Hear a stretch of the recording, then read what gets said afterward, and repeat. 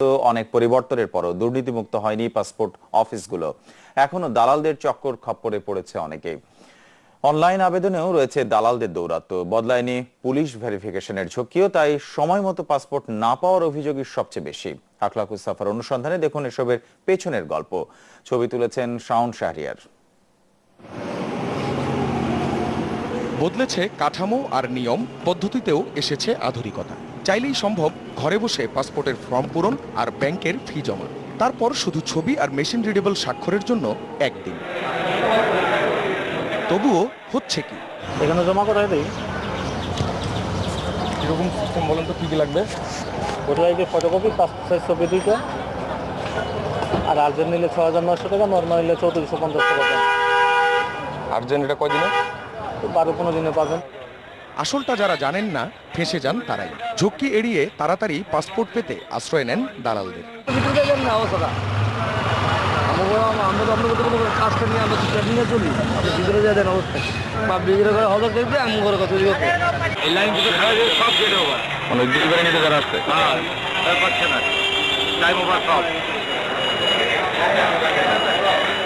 ভয়ভীতি আরো পোক্ত হয় যখন সামনেই থাকে এমন সব নজির। তারপরও আপনি পাচ্ছেন না, এখন মঙ্গলবারে দিবে বলছে। দেরি হওয়ার কারণ পাওয়া যায়নি পুলিশ রিপোর্ট। সে অভিজ্ঞতাটা আগের মতোই। রিপোর্টে তৈরি করবে, আপনার কোনো সিস্টেম নাই। আগের পাসপোর্ট থাকলে আর এটা একদিন পরে পুরো 7,000 টাকা লাগবে ভাই। বর্তমানে গেলে পুলিশ দেবেন না, ফাইল জমা করবেন, দেখতাম একটু আপনার ফিঙ্গার দেবেন আর বই নিয়ে দেবেন। কেন্দ্রে চলতে থাকা এসব অনিয়মের প্রভাব পড়ছে আঞ্চলিক অফিসগুলোয়। বিলম্ব এড়াতে ঘরের পাশের পাসপোর্ট অফিসে না গিয়ে মানুষজন ভিড় করছেন আগারগাঁওয়ের মূল অফিসে। ফেঁসে যাচ্ছেন গোলক ধাঁধায়। আখলাকুস সাফা, যমুনা নিউজ, ঢাকা।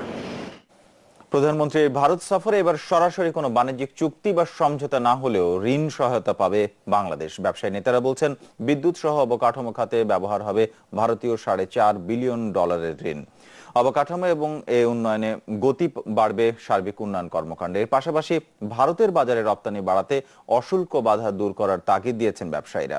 সুশান্ত সিনহার রিপোর্ট।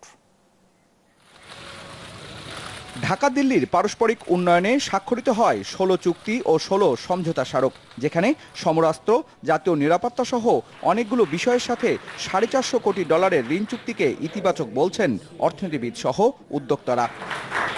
তাই সরাসরি বাণিজ্যিক কোনো চুক্তি না হলেও অবকাঠামো খাতে এই বিনিয়োগ দেশের অর্থনৈতিক কর্মকাণ্ডে নতুন গতি আনবে, যা প্রত্যক্ষ ও পরোক্ষভাবে বাণিজ্যের পালে হাওয়া দেবে বলে মত তাদের। ডেভেলপমেন্ট সেক্টরে হলে অবশ্যই আমাদের দেশের জন্য একটা ব্যবসার ক্ষেত্রে উন্নতি আসবে। যে কোনো ইনফ্রাস্ট্রাকচার ডেভেলপমেন্ট হলে, একটা কান্ট্রি ইনফ্রাস্ট্রাকচার ডেভেলপ হলে বিজনেসও ডেভেলপ হয় ওইটার সাথে সাথে। আর তাছাড়া এটা যদি প্ল্যান ওয়াইজ ইনভেস্টমেন্টটাকে বাংলাদেশে ওভাবে করা যায়, যে তাহলে বিজনেসের উপরে একটা এফেক্ট আসবে। এটা যেন ইতিবাচক হয় সেই প্রচেষ্টাটা আমাদের থাকতে হবে। কারণ আমি একটা এমওইউ করলাম বা একটা লাইন অফ ক্রেডিট হলো, আমরা যদি এটাকে সেভাবে আমাদের রাজনৈতিক ইচ্ছা না থাকে, আমরা যদি এগিয়ে না আসি, অপরচুনিটি যদি ব্যবহার না করি, তাহলে কিন্তু এটা থেকে কোনো কিছু আমরা পাবো না। তবে ভারতের বাজারে বাংলাদেশের পণ্য রপ্তানি বাড়াতে শুল্ক ও অশুল্ক বাধা দূর করতে উদ্যোগ নেওয়ার কথাও জানান ব্যবসায়ীরা। তাদের দেশে উৎপাদিত পণ্য বিভিন্ন রাজ্যে একটা ট্যাক্স রয়েছে, সেই ট্যাক্সটাই নাকি আমাদেরকে ধরা হচ্ছে, কিন্তু সেখানে আবার কিন্তু তাদের আবার ট্যাক্স রিফান্ডের একটা ব্যবস্থা থাকে। কিন্তু আমাদের এখান থেকে যে মালগুলি যায় সেটার কিন্তু ট্যাক্স রিফান্ডের কোনো ব্যবস্থা নেই। তো ফলে যদিও বলা হতে ডিউটি ফ্রি অ্যাক্সেস, কিন্তু আলটিমেটলি সেখানে কিছু ডিউটি বাধা কিন্তু আমাদের রয়েছে। আমরা কিন্তু ফার্স্ট ফেজেরই $1 বিলিয়ন ইউটিলাইজ করতে পারি নাই, মাঝখান দিয়ে কিন্তু 3টা বছর চলে গেছে।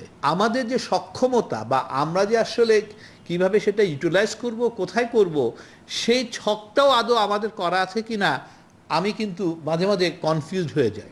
ভারতীয় ঋণের টাকায় নেওয়া প্রকল্পগুলো অগ্রাধিকার দিয়ে বাস্তবায়নের তাগিদ দেন ব্যবসায়ীরা। সুশান্ত সিনহা, যমুনা নিউজ, ঢাকা। ভারত সফরের শেষ দিনে আজ ব্যবসায়ীদের সাথে বৈঠক করবেন প্রধানমন্ত্রী শেখ হাসিনা। নয়াদিল্লিতে কিছুক্ষণের মধ্যে বৈঠকটি শুরু হবার কথা রয়েছে। এছাড়াও প্রধানমন্ত্রী শেখ হাসিনাকে সংবর্ধনা দিচ্ছে বিজেপির গবেষণা সেল ইন্ডিয়া ফাউন্ডেশন। দিল্লিতে আমাদের সহকর্মী মহসিনুল হাকিম আছেন। আমরা এখনকার খবর জানতে তার কাছে যাচ্ছি সরাসরি। মহসিনুল হাকিম, ব্যবসায়ীদের সাথে যে বৈঠকটি হবার কথা রয়েছে সেটি শুরু হয়েছে কিনা, ঠিক কারা কারা এই বৈঠকে অংশ নিচ্ছেন?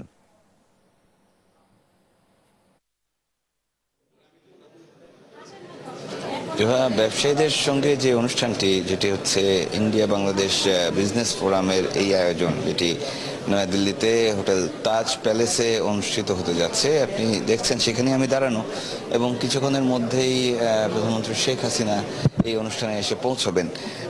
এর আগে যে অনুষ্ঠানটি আমরা যতটুকু জানতে পেরেছি, সেই অনুষ্ঠান শেষ হয়ে গেছে। কিছুক্ষণের অনুষ্ঠানে এসে উপস্থিত হবেন। আর ব্যবসায়ী যাদের কথা বলছেন, যে দুই দেশেরই শীর্ষ ব্যবসায়ী যারা রয়েছেন, যাদের বড় বড় বিনিয়োগ করার ক্ষমতা রয়েছে, সুযোগ রয়েছে, সম্ভাবনা রয়েছে, সেই ব্যবসায়ীরাই এখানে বৈঠকে মিলিত হয়েছেন। এবং আপনি জানেন যে ইতিমধ্যেই তারা এর আগেও বৈঠক করেছেন। গত 8 তারিখ 9 তারিখেও তারা বৈঠক করেছেন দুই দেশের ব্যবসায়ীরা। কাজেই আজকে তার ভিত্তিতে 13টি MOU সমঝোতা স্মারক স্বাক্ষর হওয়ার কথা রয়েছে এই অনুষ্ঠানে। প্রধানমন্ত্রী শেখ হাসিনা হয়তো সেখানে উপস্থিত থাকবেন। ইন্ডিয়া এবং বাংলাদেশের ব্যবসায়ী প্রতিষ্ঠান 13টি প্রতিষ্ঠানের মধ্যে MOU স্বাক্ষরিত হবে। জোহা। মহসিনুল হাকিম, এছাড়াও আরেকটি বিষয়, যে বিজেপির গবেষণা সেলের পক্ষ থেকে যে প্রধানমন্ত্রীকে সংবর্ধনা দেওয়ার কথা রয়েছে, সেটি আসলে কখন? কারণ আজ তো তার সফরের শেষ দিন।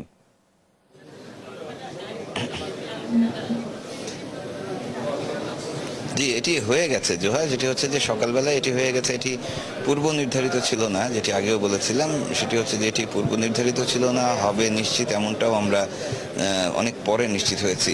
যাই হোক, আজকে সকালে এর আগেই যে অনুষ্ঠানটি সকাল 9টার সময় যে অনুষ্ঠানটি হওয়ার কথা, সেই অনুষ্ঠানে যোগ দিয়েছিলেন প্রধানমন্ত্রী। এটি হচ্ছে ইন্ডিয়া ফাউন্ডেশন, যেটি একটি গবেষণা প্রতিষ্ঠান। সেটি ভারতের যে ক্ষমতাসীন দল বিজেপির একটি গবেষণা প্রতিষ্ঠান, এবং তাদের পক্ষ থেকেই প্রধানমন্ত্রী শেখ হাসিনাকে এই সংবর্ধনার দেয়া হয়েছে।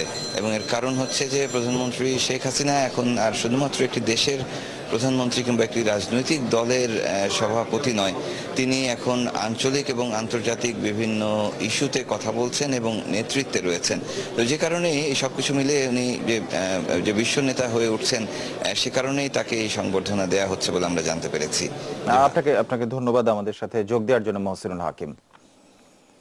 যাচ্ছি আরো খবরে। বিনা ভোটে আরো 5 বছর ক্ষমতায় থাকতেই ভারতের সাথে চুক্তি এবং সমঝোতা করেছে সরকার। রোববার রাতে গুলশান কার্যালয়ে সুপ্রিম কোর্ট আইনজীবী সমিতির নবনির্বাচিত সদস্যদের সাথে মতবিনিময় শেষে খালেদা জিয়া এমন অভিযোগ করেন। সরকারের সমালোচনা করে তিনি বলেন, এই ধরনের আচরণ মেনে নেবে না জনগণ। ভবিষ্যতে যে কোনো নীল নকশা প্রতিরোধে নেতা কর্মীদের ঐক্যবদ্ধ থাকার নির্দেশ দেন বিএনপি নেত্রী।